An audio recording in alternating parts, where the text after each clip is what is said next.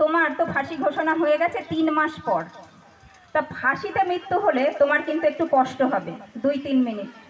আর তোমার যদি একটা কোবরা সাপে কামড়ে দেয়, তা কোবরা সাপের কামড়ে যদি মৃত্যু হয় তো তুমি কয়েক সেকেন্ডের মধ্যেই মৃত্যুবরণ করতে পারবে, এত কষ্ট হবে না। তা তুমি কি কোনটা চাও? তো সে বলল আমি সহজ মৃত্যুটাই চাই, আমি কোবরা সাপের মৃত্যুটাই ওটাতে আমি নিতে চাই। তো বললো ঠিক আছে, ঠিক আছে, তোমাকে এই ডেট দিলাম।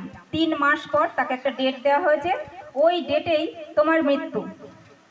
তো 3 মাস ধরে সে একটাই জিনিস ভাবে যে আমার এইভাবে সাপে কামড়াবে আর আমি এইভাবে মারা যাব, এইভাবে সাপে কামড়াবে, এইভাবে মারা যাব, এটা প্রতিদিন সে ভাবতে থাকে।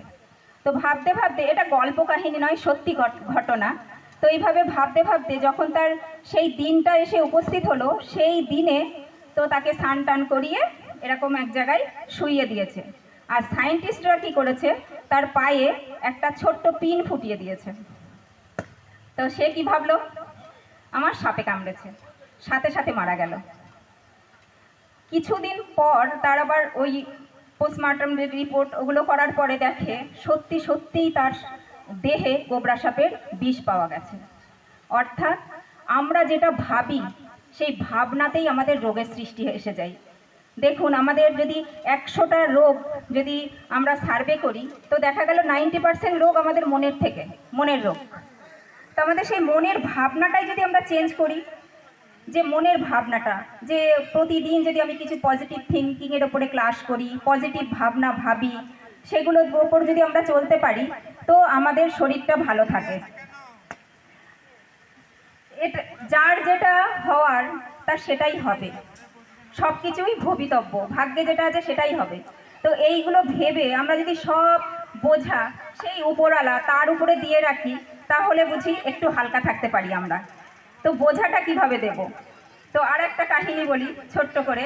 একবার এক রাজামশাই, সে বলে কি যে আমার এই রাজত্ব আর ভালো লাগছে না, গুরুদেবকে ডেকে বলছে, গুরুদেব এই রাজত্ব আমার আর ভালো লাগছে না, আর চালাতে পারছি না, এর ভার বড্ড বহন করতে আমার খুব কষ্ট হচ্ছে। তো গুরুদেব বললো ঠিক আছে, ভালো কথা, তাহলে তুমি তোমার ছেলেকে দিয়ে দাও। তো বলছে ছেলে তো ছোট, ছেলে পারবে না। তো গুরুদেব বললেন ঠিক আছে, তাহলে তুমি আমায় দিয়ে দাও। বললে ঠিক আছে, আজকে থেকে সব রাজত্ব আপনার। তো গুরুদেব বললেন ঠিক আছে, তাহলে আজকে থেকে রাজা আমি, তাহলে তুমি এবার কি করবে? বললো যে আমি তাহলে বনে জঙ্গলে যে আমি একটা আশ্রম মতো করে আমি বাকি জীবনটা ওইভাবে কাটাবো। বললো ঠিক আছে, তা তো তুমি যাবে, টাকা পয়সা কোথায় পাবে? তুমি তো রাজত্ব সব আমায় দিয়ে দিলে। তো বলছে যে ঠিক আছে, তাহলে আমি কি করব? তাহলে তুমি এক কাজ করো, তুমি আমার কর্মচারী হয়ে থেকে যাও। তো বললো ঠিক আছে, 1 মাস পরে তোমার আমি মাইনে দেব। ঠিক আছে। তো এইভাবে 1 মাস সে কর্মচারী হয়েই সে কাজ করছে।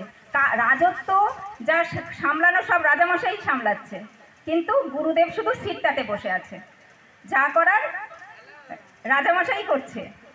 তো এবার 1 মাস পরে রাজামশাই বলছে আমার মাইনেটা দিন।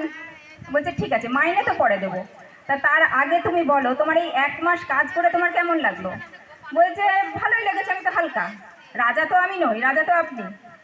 তো ঠিক এইভাবে আমরাও যদি বাড়িতে এইভাবে, আমি এ বাড়ির কিছু নই, বাড়ির মালিক সে, আমি এ বাড়ির গেস্ট, এই বাড়ির মালিক যে সে আমাকে এই জিনিসপত্রগুলো ব্যবহার করতে দিয়েছে, আমি এই বাড়ির কর্মচারী, আমি এ বাড়ির সেবক, এ বাড়ির দাস, মালিক তো সে, গার্জিয়ান সে।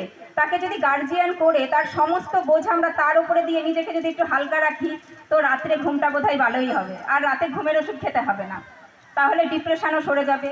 এখন দেখুন ঘরে ঘরে ডিপ্রেশন, আপনারা ডিপ্রেশনের ডক্টরের কাছে যান, আগে ডক্টরের কাছে যেতে হতো না, আর এখন